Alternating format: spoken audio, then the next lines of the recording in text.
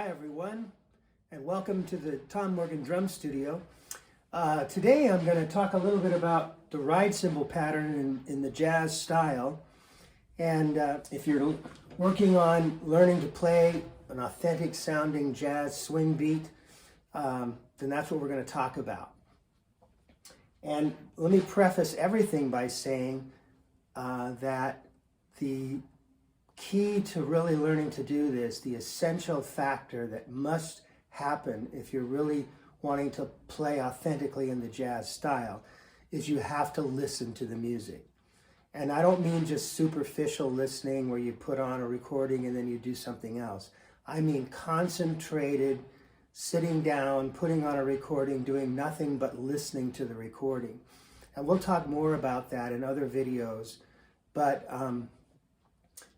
if you are trying to learn to do this in a vacuum, where you're just reading books and listening to people talk about it, but you're not really hearing the great masters of the jazz style play the style, play the swing beat, in this case the ride pattern, then it's always going to be academic for you. It's always going to be something that won't sound authentic.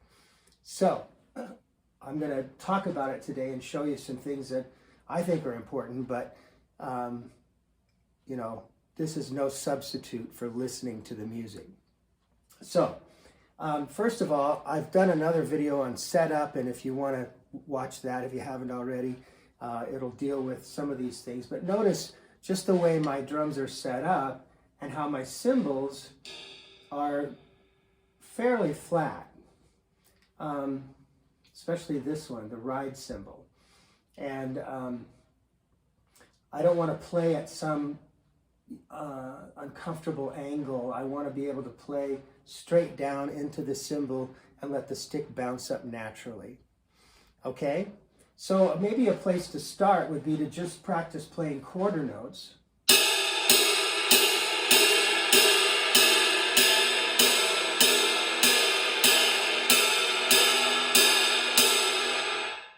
And notice that I am letting the stick bounce up naturally.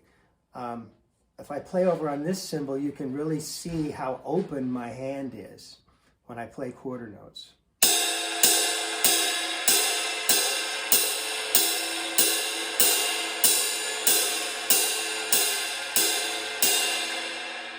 Okay. My fulcrum here is between the first joint of the index finger and the middle finger and the thumb, like I've talked about in other videos I've done. And so the stick just kind of rocks back and forth naturally on that fulcrum on your thumb. Okay? Also notice that I've turned my hand over sideways. I'm not playing like this. Okay? And the reason for that is this, if I'm playing on a snare drum, and that's the only drum I'm playing on, then it makes sense possibly to play with your palms down with the right hand, or both hands if you're using matched grip. But when I move over to the cymbal, if I do this, then I'm moving my entire arm over here. And it's very uncomfortable. You won't be able to play like this for very long. So this idea of rotating the wrist over and playing this way, whether it be the cymbal or even moving from the floor tom back and forth to the snare.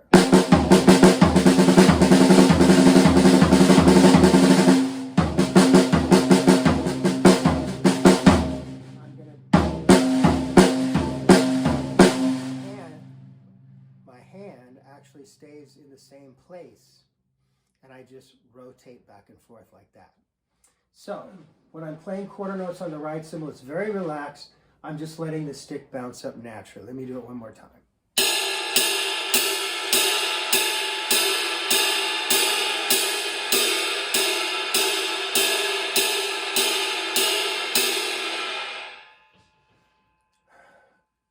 Now, a lot of times in jazz music, just playing straight quarter notes might be the appropriate thing to play.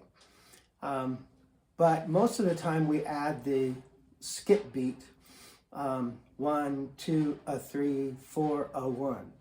And that propels the music along and helps create the groove.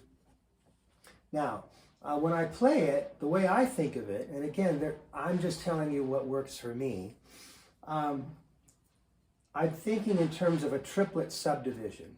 So if I'm playing the ride pattern,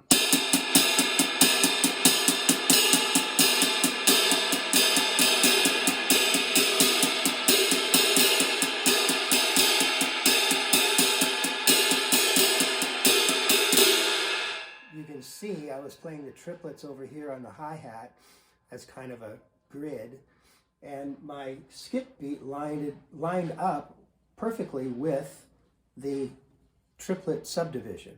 Let me do it one more time.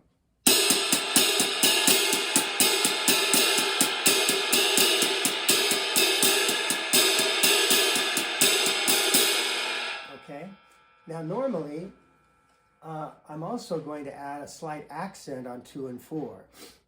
And this will vary depending on the style I'm playing within the jazz style. Like if I'm playing a light kind of open style, I might not accent the 2 and 4 as much. If I'm playing something that grooves harder, maybe a shuffle or something like that, then I'm going to give myself more accent on 2 and 4. So let me just play the ride cymbal, maybe a little bit faster tempo, and you can see, one balance that you could have between the accent and unaccented notes. 1, 2, 3, 4.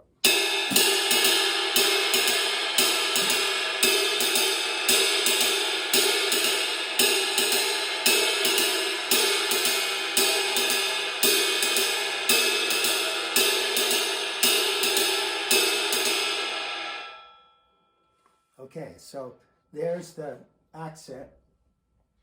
Now, one thing to know is, as I get faster, the ride pattern starts to straighten out and become more and more like straight eighth notes. And you'll see that if I play a little faster, it'll still be triplets.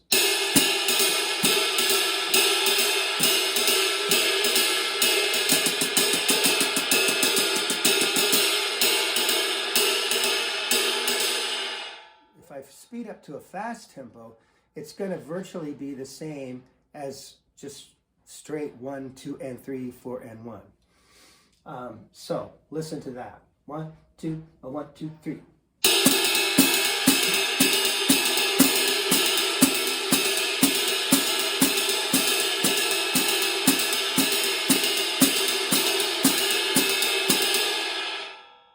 Okay, da da da da da da da. 1, 2, and 3. It's really not a triplet at that point, because the faster you go, the difference between a triplet and straight eighth becomes more and more minimal. There's less and less of a difference between the two. And so just know that as I get faster, it's going to become more a straight eighth note. So if I add the hi-hat like I did in that last one, back down to a more medium tempo, it sounds like this. 1, 2, 1, 2, 3, 4.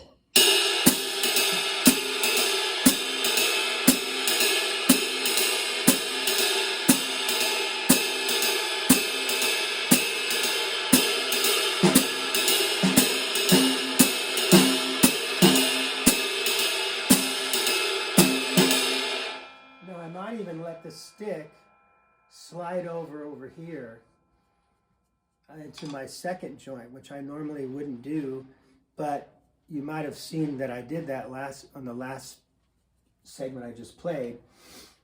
And that just gives you even a looser grip. So, and that becomes particularly useful if you're going to play a ride pattern that doesn't just stick to the basic pattern. In more modern jazz, the ride pattern begins to vary a lot. You don't just play ding, ding, a ding. You might begin to accent other notes, and especially upbeats, like the end of 2 and the end of 4. And so it becomes even looser, and it creates an interesting feel. So let me just play a little bit of time, and I'll make the ride cymbal dance around a little bit and not just stick to the basic ride pattern. 1, 2, 1, 2, 3, 4.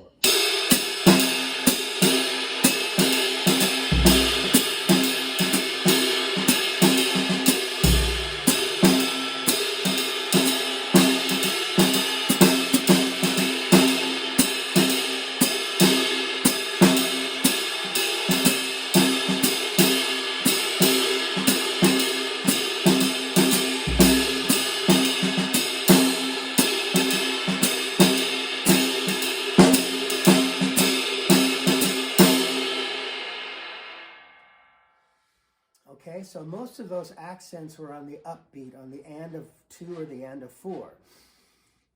The upbeat creates forward motion.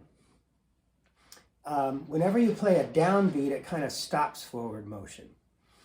You know, it's kind of like the difference between the long jump and the hurdles. When you do the long jump, you run down the track, and you jump, and then boom, you land, and you're done. And that's like a downbeat. Boom, you know. Whereas when you play the hurdle, or when you do the hurdles, each leap propels you on to the next one. So you run and you leap over the hurdle, but then that propels you on, and you continue running, and you leap over the next one and the next one and so forth. That's the way I visualize in my mind the idea of the upbeats, having forward motion. Pushing you forward rather than, you know, when you play a downbeat, 1, 2, 3, 4.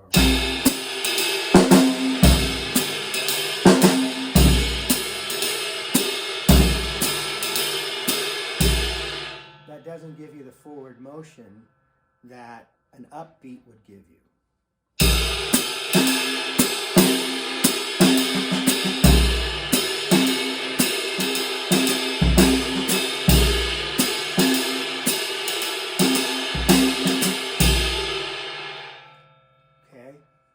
Hopefully you can hear the difference between those two.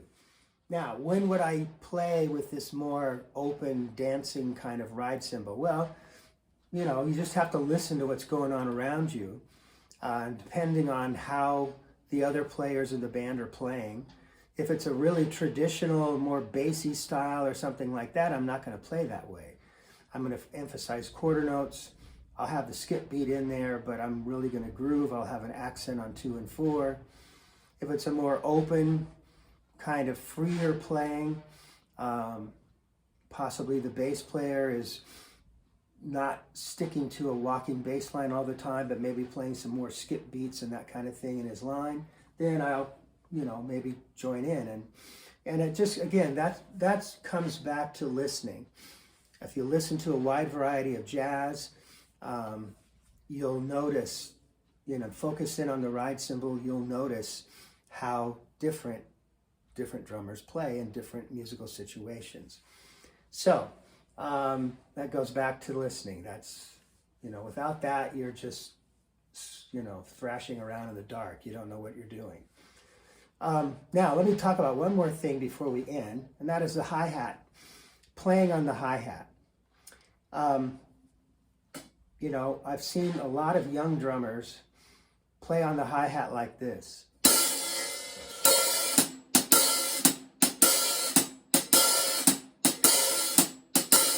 Okay?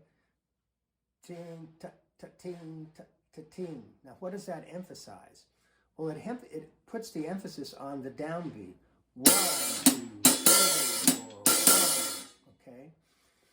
Now, if you listen to the great drummers of the past and the present, you'll notice that when they play the hi-hat, they don't do that. They open the hi-hat on both the skip beat and the next beat after it. The only beat that's closed is 2 and 4. So it's a little sloshier. So it sounds like this.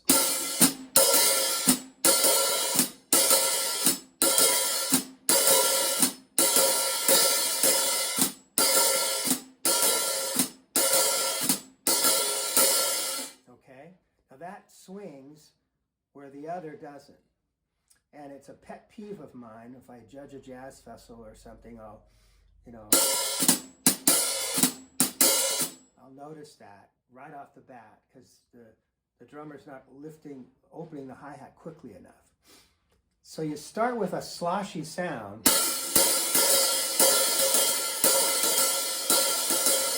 and then you just add the chick sound on 2 and 4.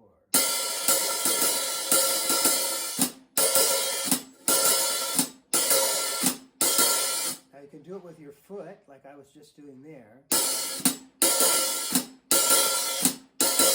Or you can hold the stick, hold the cymbal between your 2 fingers this way and close it on 2 and 4. And you just leave it open.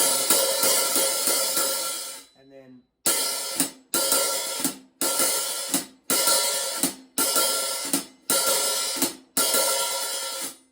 and I'm closing it with my finger and thumb.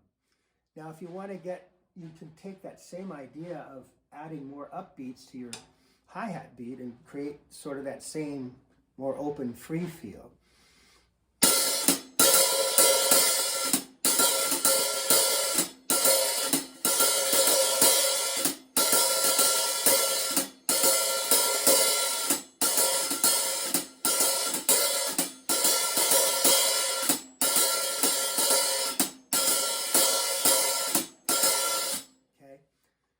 So you can apply that same idea there and dance around. Maybe if you're playing behind a bass player and you don't want to just play ding, ding, a ding, you might want to add some more rhythmic interest and interact with the bass player a little bit during their solo. Or just, any kind of situation. The last thing I want to say is, I personally almost never play on the hi-hat behind a soloist, unless I'm playing Dixieland or something like that. The ride cymbal is called the ride cymbal because back in the old days, people used to say, well, when they took an improvised solo, they were, taking a ride. They'd say to a saxophone player, take a ride on this. And it meant play a solo, play an improvised solo. And the cymbal that you would use behind them is the ride cymbal. So if I go to the hi-hat, it kind of creates an old-fashioned sound in my mind, in my ear. And so I would play the hi-hat like that in certain situations, during the introduction of a tune or during the bass solo or something like that. But normally for all other solos, I would be on the ride cymbal. And I have really 3 ride cymbals here. I don't always use this crash cymbal, but if I'm playing in a big band or something, I'll sometimes add this cymbal. But all these cymbals are ride cymbals and crash cymbals. And, I can make them work either way. But I like to change ride cymbals behind different soloists. Maybe I'll stay on one ride cymbal for the whole trumpet solo, and then when the saxophone player starts playing, I'll switch over to a different ride cymbal. I don't change cymbals in the middle of somebody's solo, as a general rule, because it kind of draws attention to the ride cymbal instead of the attention to the soloist. Okay, so those are some thoughts I have about the jazz ride cymbal. And, again, the best thing to do is just listen. Get Kind of Blue by Miles Davis. Get Milestones by Miles Davis and listen to those 2 records until you have them memorized. And then branch off from there. If you, want to, there's almost infinite number of great jazz albums you can listen to, but focus in on the ride cymbal and really notice how they're playing. And you'll find marked difference between different drummers and where they place the beat and all of that. All right, so hopefully that's helpful. If you like this, please subscribe to my channel. There'll be more videos like this coming in the future. And if you like this video, press like on it. I appreciate it. All right, thanks a lot. Bye-bye.